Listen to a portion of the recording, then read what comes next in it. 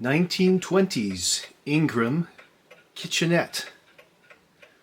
I picked this up recently from an antique mall. I tend to buy my clocks in bulk, get a little better price on these things, especially if you don't know if they're serviced. Generally you want to look these over, see if they're even capable of running. In this case, this one was pretty good. I paid probably about $65 for this. The original Ingraham catalog from the 20s showed it in probably a darker, I don't remember if it was walnut, mahogany. It was a hardwood. This looks like it might have been sanded down and refinished in a cherry wood kind of finish. Either way, it looks all original. Seems to be pretty good. I suspect it has been serviced in the past. So I just bought this and I put it on the bench. I've been running it for about a week. It's good. It's calibrated, or regulated, I should say. Usually when I have these things under observation, I make a little list of things that need to be addressed. It originally had a brass door latch that snapped closed. The pin on the door snapped closed when it was closed. The tip broke off, so my wife is a jeweler. I had a brand new one made, a little thicker gauge, and all I got to do is roll a corner in here, mount it back on.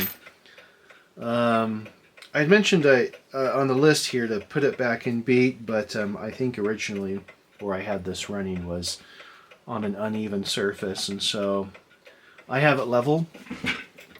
When you, sorry about that. When you guys do stuff like this, observe a clock over an observation period, put a level on it, make sure it's in good level, and you're going to want to make sure that it's in beat when it's level. Okay, if it's level and it's out of beat, then you know you need to go in there, dig around and adjust the crutch. I was suspecting we were going to have to do that in video, hence the video, but it's not an issue anymore. In this case, the back doesn't come off of this clock, so what we would have to do is remove the hands, remove the dial, and expose the movement, which is clearly mounted on the back of the case. Just simply adjusting the crutch, the brass crutch, in one direction or another is all it takes to get it into beat on a level surface. And reassemble, it's good to go. The other thing I have in store for this is a minor scratch on the door. I don't know if you can see that. We can try to zoom in a little bit. Yeah, maybe just a bit there. And then I also have another piece here down on the corner. I have this stain, so it's a weird sentence. I have the stain, so I'm going to stain it. That's all this thing needs, and then it's ready to be put up for sale as fully serviced, working. I just mentioned as fully serviced.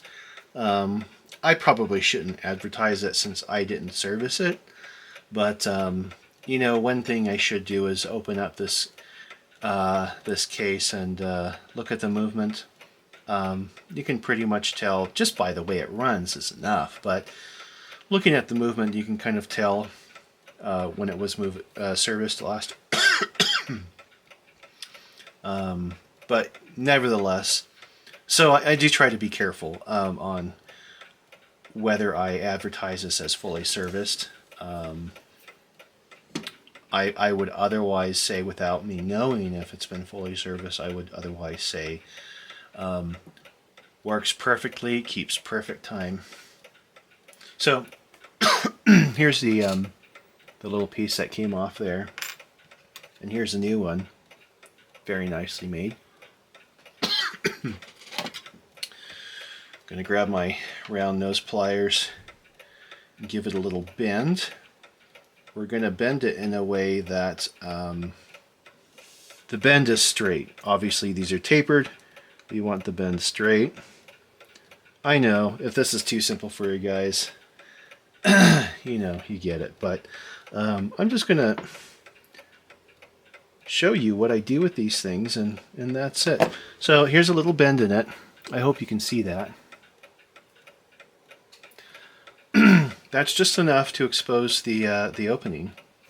I might do that a bit more, so that the pin on the edge of the door will snap right into it. I actually think that's perfect. And where this is going to go,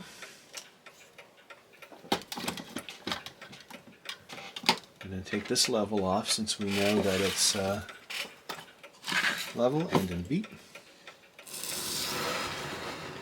This is going to go right back here, and I'm going to bend it in a way that it fits perfectly, and it looks great. Okay, I'm going to need a moment to do this, and we'll be right back.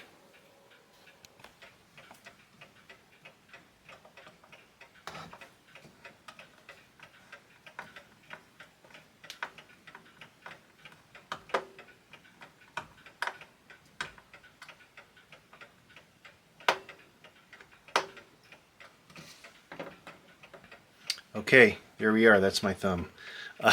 Let's see here. As you can see, I installed some screws in there. I had realized that as I started putting the nails in, these little penny nails,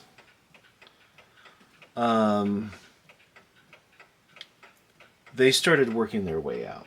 And I didn't want that to happen for the client who buys this clock. I have this little screw set I bought from Time Savers. Nifty little thing.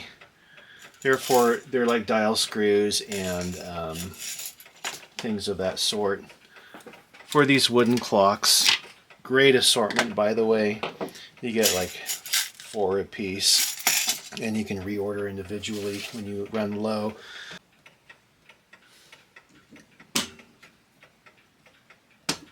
That's what we're looking for on a good door latch. You see it's scratching the stain a little bit, which is another indicator of this being a recent stain job. So I'll just adjust this a tad. You know, little minute adjustments go a long way. TLC is the way. One little thing I wanted to point out is I did a little research in the Ingraham catalogs to find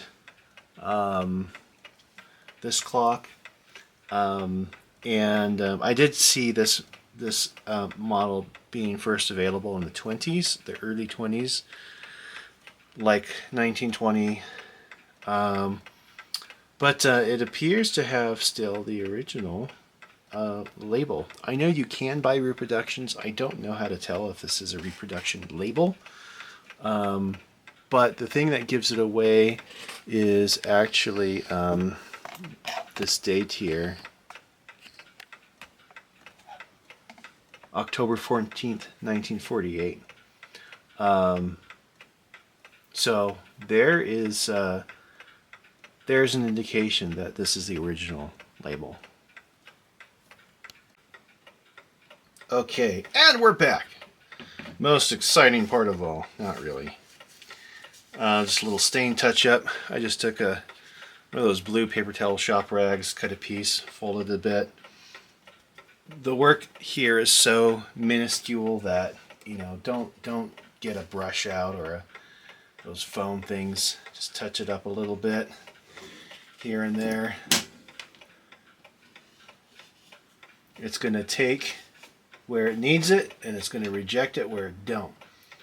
So let it sit there, let it dry. Go back a little later with a rag and just wipe off the excess that doesn't stick to the polished part.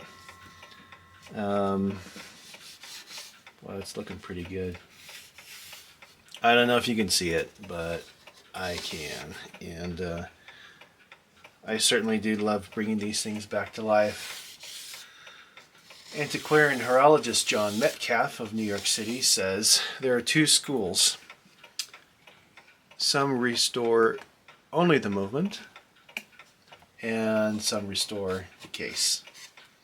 I know not only the case, but both.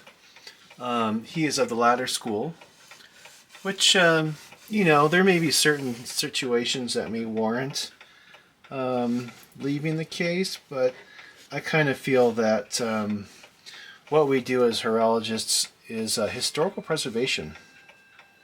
And you got to keep these things looking great. As you know, in historical preservation, you don't modify the things. You just keep it at, how would you say, just keep it alive, I mean, look how gorgeous this thing is. It has a beautiful little glistening shine, and it's going to sit so nice for somebody in their shop or their parlor. Do people use that word anymore? You know what I mean. You know what I mean. It's going to look beautiful in their home. So I'm kind of the latter as well. So I think that pretty much wraps it up. That's everything on this list. Here it is, the 1920s Ingraham Kitchenette clock. Hope you enjoyed this video. You know what to do, and stay tuned for some more.